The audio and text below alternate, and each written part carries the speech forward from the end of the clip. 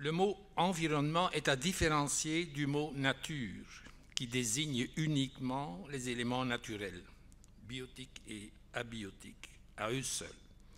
Il y a en effet différents aspects environnementaux qui influencent l'intégration de la plantation à des endroits spécifiques, allant des environnements naturels jusqu'aux environnements extrêmement urbanisés, voire dénaturés. Alors je commence par la nature, tout simplement pour être complet. La nature, se fait rare. Il va de soi que les rares endroits qui sont encore naturels dans le sens du terme demandent aucune intervention humaine à part leur protection rigoureuse et une gestion qui se limite à cette protection. Les réserves naturelles ont obtenu leur végétation suite à des conditions climatiques, leur histoire géologique, leur hydrographie, etc. Ce sont devenus des systèmes écologiques souvent extrêmement précieux et fragiles qui se sont formés durant des millénaires.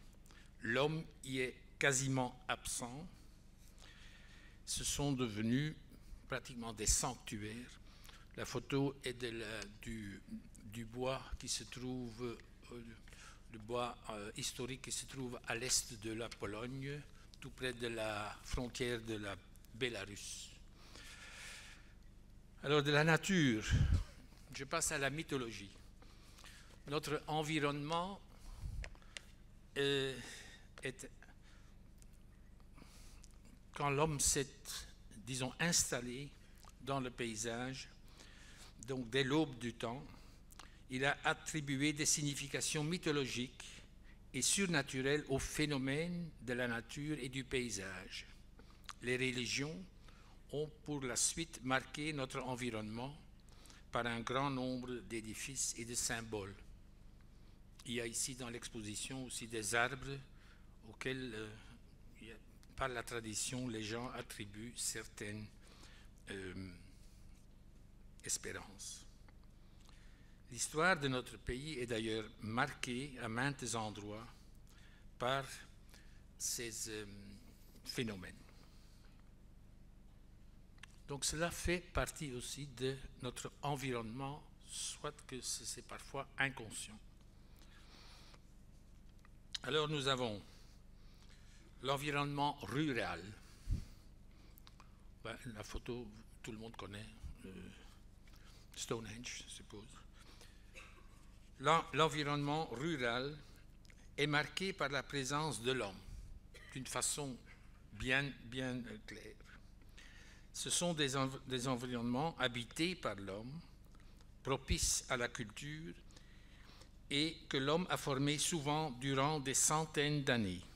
Il s'agit d'agriculture, d'élevage, viticulture et fruticulture, suivant des régions et les climats, des cultures maraîchères. Elles sont pour la plupart encore étroitement liées au sol, au climat et même à des populations. L'impact de l'industrialisation, je vais juste encore dire, cette photo, c'est d'un livre qui est apparu aux États-Unis, Architecture Without Architects. C'est un paysage agricole, encore à une échelle humaine, disons, au Japon. Et c'est une région où il y a des vents dominants qui viennent d'un côté, c'est de ce côté-ci. Et remarquez les hautes haies qui protègent les petites fermes. Ce sont des haies en mélèze. J'aurais peut-être aussi bien pu employer des photos de la région des Fagnes, les descendants de la haute Fagne, où on a les grandes haies en hêtre. Enfin, je ne disposais pas d'une photo de là. Alors, je passe de cet paysage très charmant, encore, à l'environnement l'environnement agricole industriel.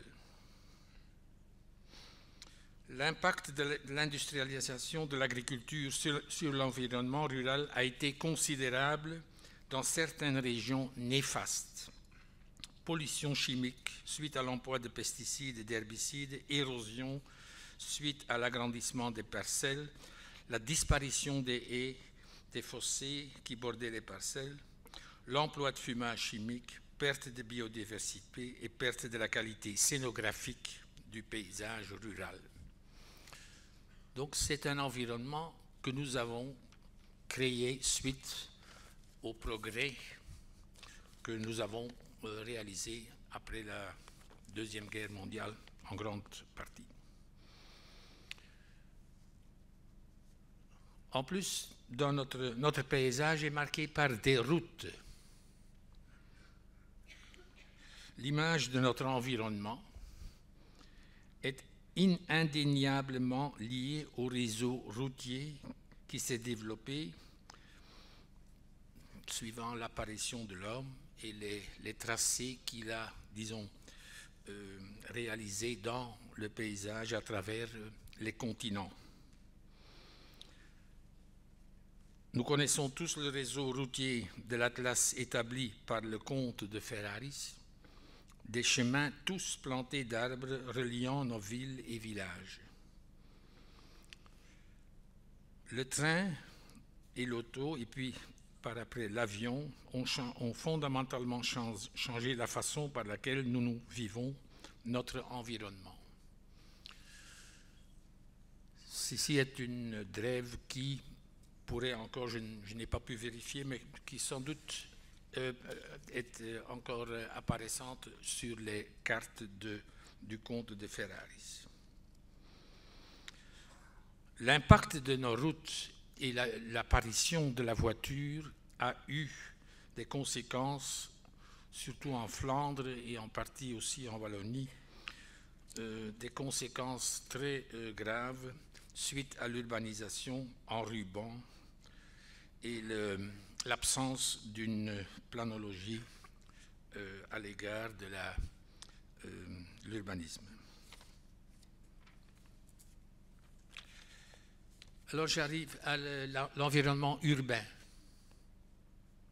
Encore une image de plantation de route. Et voilà une image de ce qu'on a malheureusement à beaucoup d'endroits, chez nous en Flandre, mais en partie aussi en Wallonie, où la circulation a littéralement mangé tout l'espace. Il n'y a plus d'espace pour des arbres. Et entre-temps sont venues des constructions, des habitations et des magasins avec la réalité néfaste d'un environnement extrêmement pauvre en qualité. Alors l'environnement urbain. Nos villes constituent un environnement spécifique en raison de leur histoire. Les centres historiques de nos villes sont pour la plupart très denses et ont par la suite peu de plantations à l'exception d'anciens jardins et vergers ainsi que cimetières auprès des églises. Ce n'est que depuis la Révolution française que les parcs et jardins appartenant au roi sont devenus des jardins publics, parfois avec une très grande signification pour les villes. Prenons éventuellement l'exemple de Londres. Londres ne serait pas ce que Londres est s'il n'y avait pas les grands parcs qui originalement étaient tous des domaines royaux. Vers 1850, les fortifications de nos villes, n'ayant plus de signification militaire, disparaissent. Elles seront à plusieurs endroits heureusement conservées et aménagées comme parcs publics. Un des meilleurs exemples, c'est les fortifications de Bruges qui sont devenues un parc circulaire autour de la ville. Et je suis certain que beaucoup de villes envient à Bruges d'avoir un tel patrimoine. À Saint-Tron et à Diest, il y a aussi encore des fortifications qui sont conservées et qui sont devenues des parcs tout près d'une ville très dense. Voilà la signification de quelque chose qui originalement était militaire pour l'environnement des gens qui habitent les centres de ces villes. Les extensions de nos villes, qui datent du XIXe siècle, reflètent la société bourgeoise de la soi-disant belle époque et l'arrivée du chemin de fer. Peu de temps après, l'automobile et la révolution industrielle, ainsi que les évolutions sociétales, mènent à une croissance inédite et une dispersion incontrôlée de l'habitat qui, par le phénomène de l'urbanisation en ruban, détruira le paysage dans de grandes parties de notre pays. Enfin, cet exemple n'est pas tout à fait belge, mais enfin, il indique un peu comment ça peut devenir grave. C'est une partie de la ville d'Athènes. J'avais demandé à mon collaborateur de trouver quelque chose de très dense. Enfin, il a été peut-être un peu trop loin. On aurait pu trouver ça en Belgique aussi. Alors j'arrive à la conscience même de l'environnement. Depuis la Deuxième Guerre mondiale, les recherches scientifiques ont fait comprendre, et les réalisations technologiques ont fait comprendre que la Terre est limitée et constitue un vaisseau extrêmement rare dans un univers immense. Les changements climatiques, qui se font sentir d'une façon de plus en plus aiguë, nous mènent à regarder notre environnement différemment. Tout notre mode de vie, habitat, économie, mobilité, consommation, est mis en question. Les plantations, plus spécifiquement les arbres, obtiennent une toute autre signification vu le rôle qu'ils jouent dans le processus de la réduction des gaz à effet de serre et le climat dans nos villes, le climat où nous vivons en général. Alors, comment intégrer la plantation dans son environnement? Alors, j'ai quelques suggestions qui viennent de ma pratique, de mon expérience. Tout d'abord, il nous faut être conscients. Nous devons être conscients de la valeur de nos arbres. Le soin de nos arbres commence par une prise de conscience. Les arbres que nous plantons ont un avenir qui dépasse de loin notre propre vie et la vie de nos enfants et arrière-enfants. Mais dans nos villes, l'existence de nos arbres est en moyenne de 17 ans. Donc, on devrait se demander si on est bien, si cette pratique est justifiée. Je vous montre ici une image. C'est un projet dans un village en Flandre occidentale où on va faire un réaménagement et réétablir le cours d'un ruisseau. Il y aura aussi un développement d'habitation, de construction. Et cet arbre que vous voyez à droite, là, c'est un tilleul multitronc qui s'est développé, qui n'a jamais été taillé et que la commune a décidé de déplanter une trentaine de mètres parce que malheureusement, on ne pouvait pas adapter le plan de l'urbanisation. Enfin, ça indique, heureusement que l'arbre sera sauvé et qu'il ne doit pas être déplanté plus loin parce qu'on ne pourrait pas le déplacer. Mais le mieux serait naturellement qu'on n'y touche pas. Mais là, on n'y est pas encore. Un autre exemple, c'est un projet à Bredene, à la côte belge, où un nouveau bâtiment, c'est un centre culturel et sportif de la commune. Et là, il y avait un complexe de vacances d'un style d'ailleurs très charmant, un peu arts and craft, un peu à l'anglais. Enfin, quand on a dû démolir tout la construction existante, on avait vu qu'il y avait un bel arbre présent. C'est un peuplier, Populus canescens, je ne connais pas exactement. Enfin, tout le monde connaît Populus canescens. C'est peuplier. Eh bien, on a donc réussi à le conserver. L'échevin de la commune me disait parfois, mais votre arbre, vous faites toujours tant de problèmes sur votre arbre. Alors j'ai répondu, ce n'est pas mon arbre, c'est votre arbre.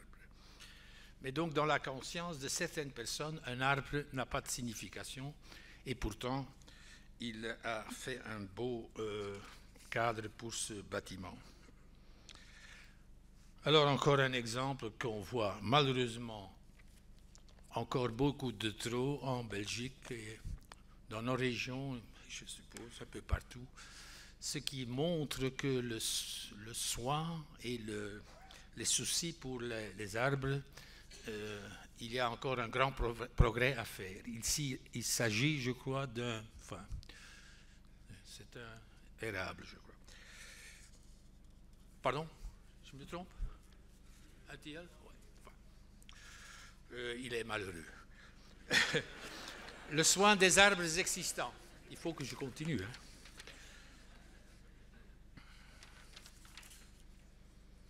Prenons donc grand soin des arbres existants en milieu urbain et suburbain et en respectant rigoureusement leur emplacement. Aucune intervention dans leur proximité. J'avais récemment une demande d'un projet et c'était un ancien parc et le propriétaire ou le promoteur avait fait faire un plan et comme vous savez, le papier, il ne proteste jamais. Donc ils avaient implanté un nombre d'édifices où il y avait des appartements assez luxueux. Alors j'ai refusé de faire le projet parce que je savais que les arbres qui étaient présents ne pouvaient jamais survivre une telle activité de construction. Il n'y avait pas eu un examen de l'impact sur les zones où les arbres en fait avaient leurs racines. Et le promoteur me l'a très mal pris. Mais il a même dit qu'il allait me faire un procès. Mais enfin, ça n'est pas venu quand même. J'ai presque fini.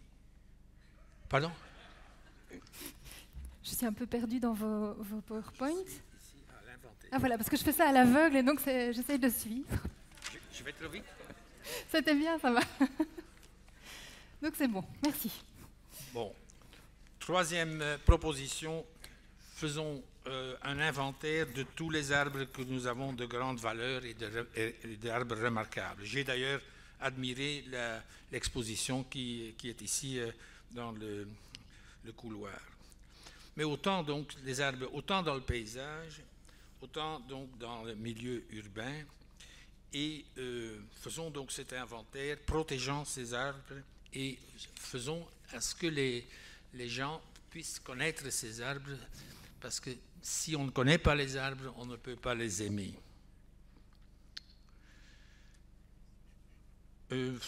Alors je viens à une autre, ça va peut-être choquer quelques-uns d'entre vous. Plantons moins d'arbres, mais donnons plus d'espace aux arbres.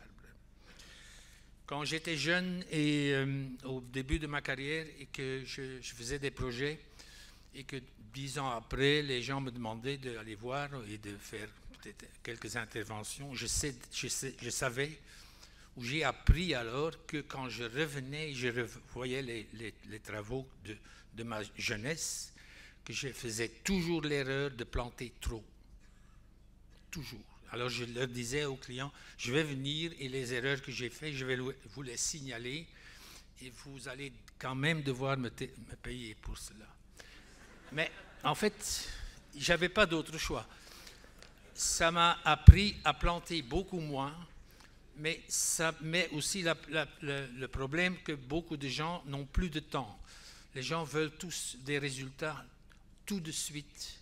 Alors quand on leur dit, oui, mais il y a suffisamment d'arbres, il faut avoir un peu de patience, ça c'est parfois très difficile. Les gens ont beaucoup plus d'argent qu'ils ont de temps, mais ils ne peuvent pas acheter le temps avec l'argent, malheureusement. Alors je vous montre ici comme exemple, un bel exemple à Gand. C'est une place qui s'appelle Van Duyzenplein, où il y a cet arbre a environ 140 ans. Il est maintenant, depuis 2012, il est classé monument. C'est un rond-point où il y a environ 8 rues qui viennent sur ce rond-point. Il y a juste cet arbre. Heureusement qu'il y a suffisamment d'espace et cet arbre a une signification pour tout le quartier.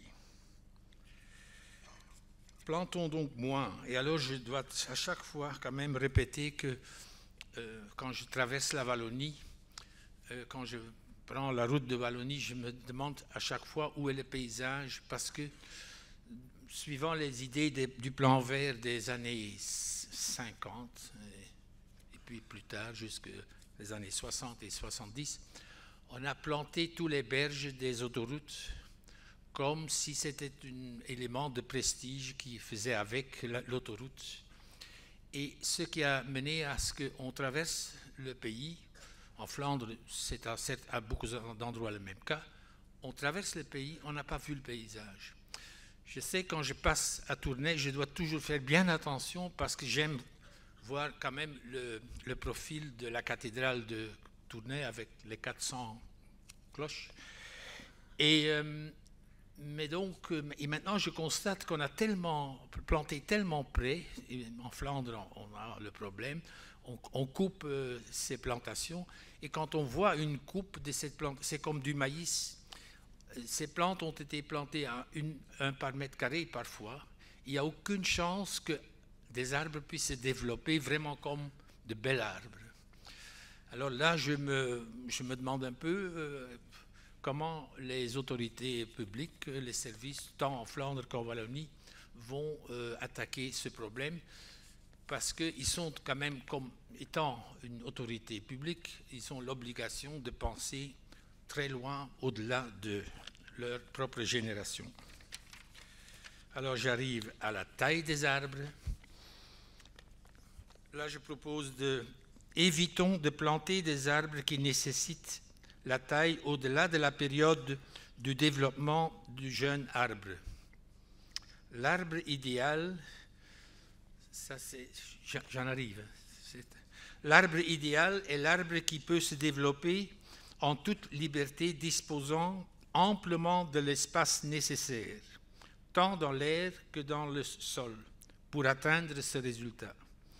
Cela ne veut pas dire qu'il faut rejeter, maintenant je viens ici, rejeter la taille architecturale des arbres, comme nous la connaissons des jardins de la Renaissance et baroque. Arbres taillés en rideaux, espaliers, etc. Mais nous devons être conscients du coût et de la main-d'œuvre et de l'énergie requise. Donc, cette place de l'Alliance à Nancy, à l'intention de notre cher ami de Nancy. C'est une place classée, monument, et personnellement, je trouve que c'est un très bel endroit, pas trop connu, pas trop de touristes. J'aurais aussi bien pu montrer peut-être les Champs-Élysées, et d'ailleurs, je ne sais pas s'il y a des personnes de Paris, je ne comprends pas pourquoi, parce que je trouve que c'est une des plus beaux boulevards de la planète, je ne comprends pas pourquoi on n'arrive pas à couper les platanes en haut égal, parce qu'à chaque fois quand je vois des photos, je vois que ça... Alors je me demande, est-ce que j'ai bu trop ou non? Donc c'est simplement à l'intention de nos amis français. Mais nous Alors j'arrive au choix des arbres. Plantons des arbres dont nous sommes certains qu'ils se développeront de façon optimale à l'endroit où ils sont plantés. Prenons en compte tous les facteurs qui jouent, le climat, le sol, l'hydrographie, éléments culturels. Méfions-nous des nouvelles espèces de variétés qui n'ont pas encore réellement fait preuve de leur qualité souvent prétendue par des commerçants assidus. Respectons les traditions locales en matière d'espèces d'arbres. Soutenons les pépinières régionales, plantons des arbres qui sont cultivés le plus près possible de l'endroit où ils seront plantés. évitons alors les grands transports. Parce que imaginez-vous tous ces grands arbres qui doivent être transportés du sud de la Hollande ou de l'Allemagne. Un arbre par cargaison, c'est quand même pas bien pour le milieu, enfin pour la nature. Plantons des arbres qui sont cultivés le plus près possible. Cela évite les longs transports avec des poids lourds, soutient la diversité des souches régionales, donc maintient la diversité génétique des arbres aussi, et constitue un appui à l'économie régionale. Je me demande, quand on a maintenant la maladie avec les frênes, est-ce que ça n'a pas à faire avec le fait que tous ces frênes viennent de 2-3 pépinières? Alors, je passe à la mode, ou aux modes. Soyons prudents à l'égard des modes. L'intégration de la plantation implique que nous cherchons à donner des réponses motivées et durables aux questions qui sont posées, tant au niveau du projet, même qu'au niveau du choix des arbres et plantes. Nous constatons que certaines solutions formelles sont appliquées apparemment sans que l'on s'ait posé la question si cela correspond à l'esprit du lieu. C'est un peu... c'est l'environnement, mais c'est à une autre échelle. L'esprit du lieu, c'est-à-dire c'est le caractère de l'endroit. Le genius loci, comme on dit en latin. Les meilleurs projets se caractérisent souvent par le fait qu'ils ne sautent pas aux yeux. Les modes sont trop éphémères et frivoles pour qu'ils puissent apporter une qualité durable dans notre métier. Je mentionne simplement que maintenant, on ne peut arriver nulle part sans qu'on ait confronté avec des projets avec des arbres multitroncs.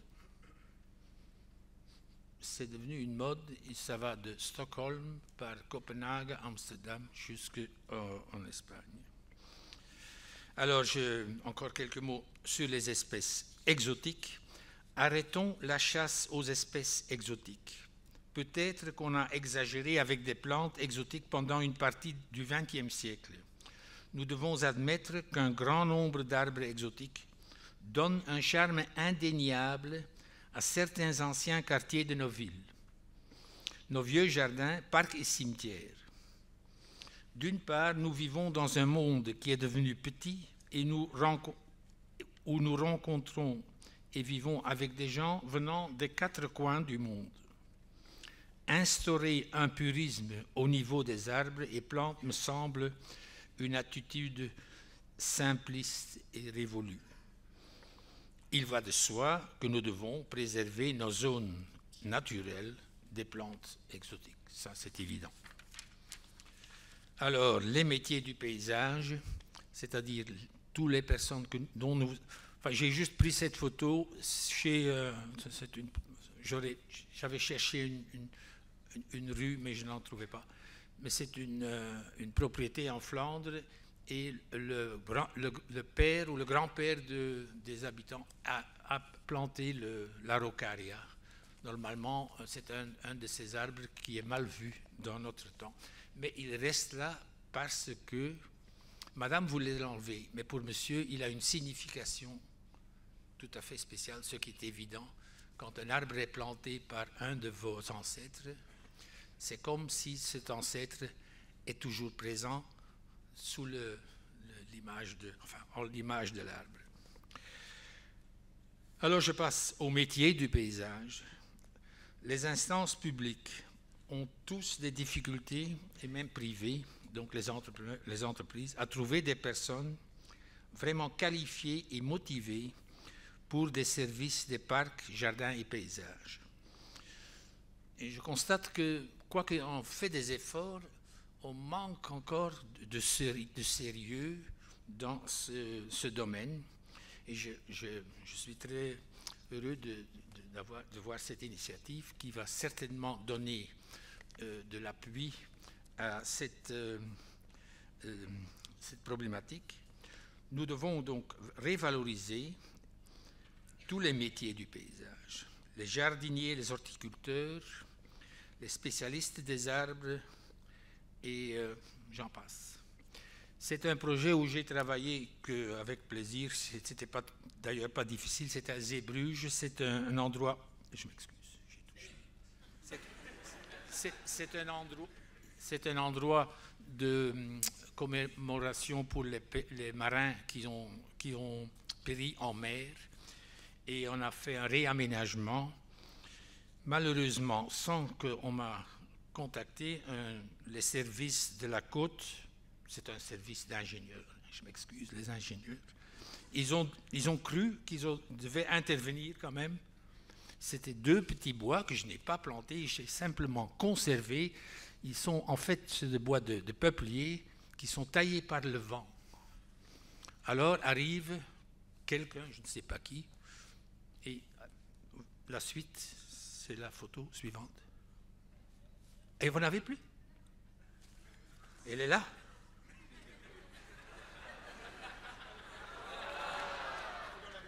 Ah, je suis désolé, mais enfin, j'ai encore une autre. Je vais pas finir avec ça. C'est trop déprimant.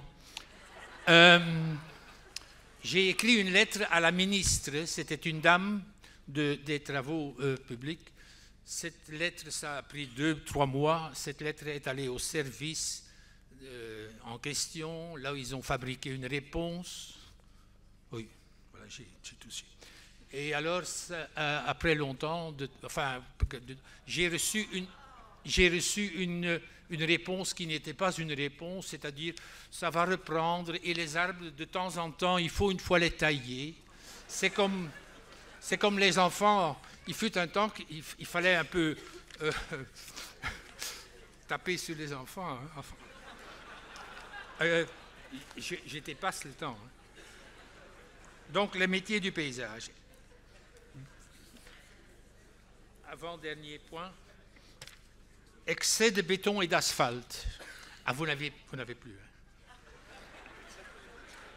Notre pays souffre d'une toximanie ou accoutumance de l'asphalte et du béton. Nous voyons partout des surfaces bétonnées, asphaltées, couvertes de dalles de béton sans aucune utilité. L'intégration de la plantation est une opportunité excellente afin d'intégrer des arbres dans notre paysage urbain, suburbain et rural et routier. De l'herbe et des arbres peuvent transformer notre environnement d'une façon étonnante sans trop de frais. Ici, vous voyez, par exemple, c'est à Courtrai. On se demande, ce n'est pas très grand comme surface, mais ça pourrait aussi bien avoir été de l'herbe ici. Restauration de la perméabilité du sol, embellissement de notre paysage routier et de nos espaces publics, de nos villes et villages. Amélioration du climat de nos villes. Il y a dans ce domaine une nécessité de multiprofessionnalisme ou dans un domaine qui est encore trop fortement dominé par des ingénieurs des routes. Je m'excuse, mais c'est comme ça. En Flandre, le ministre de l'Environnement a déclaré un plan béton stop, où elle veut donc arrêter l'emploi de bétonnage et tout ça. J'espère que ça va donner des résultats. Alors, pour finir, soyons humbles face aux arbres. C'est une photo que j'ai empruntée d'un ami, Michiel Hendricks, c'est un photographe qui se balade et qui va partout en France et en Angleterre et en Allemagne. Et il trouve c'était publié dans un annexe du Standard. Sachant que la vie d'un arbre dépasse de loin la vie de l'homme, nous devons nous réconcilier humblement avec le fait que nous ne verrons que peu d'arbres que nous avons plantés, atteignant toute la beauté et la splendeur de la maturité. Mais c'est comme ça. Donc, les arbres que nous plantons, c'est pour nos enfants, nos arrière-enfants. Soignons les arbres que nous avons et surtout, quand il y a une opportunité, laissons des arbres se développer comme ici, la photo de M. Hendricks. Je vous remercie beaucoup.